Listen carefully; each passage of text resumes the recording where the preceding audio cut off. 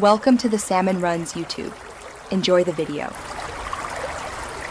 In this video, I will explain how to play Call of Duty Black Ops 4 Blackout offline. It's important to understand that Blackout, being a battle royale mode, is fundamentally an online experience. For the full, dynamic gameplay with other players and progression, an internet connection is essential. Unfortunately, you cannot engage in Blackout matches against AI bots when playing completely offline. The mode's design focuses on real-time player versus player combat across its expansive map, which requires online services.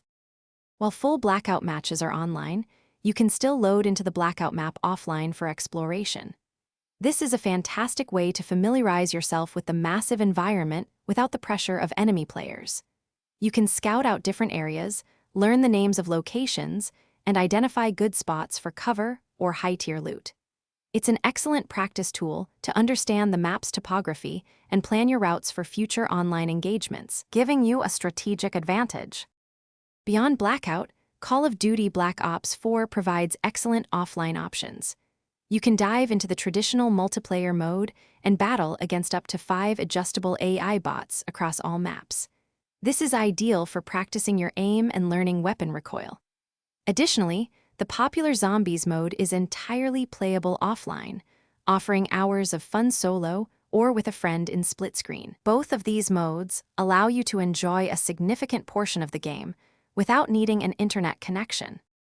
To summarize, while the full Blackout Battle Royale experience is an online-only affair, you can still make the most of Call of Duty Black Ops 4 offline. Use the offline Blackout map access to become intimately familiar with every corner of the environment. For action-packed combat, challenge yourself against AI bots in multiplayer. And for a thrilling cooperative experience, gather a friend for split-screen zombies. These options ensure you can enjoy significant parts of the game even without an internet connection. Thanks for watching. Consider subscribing if we helped you.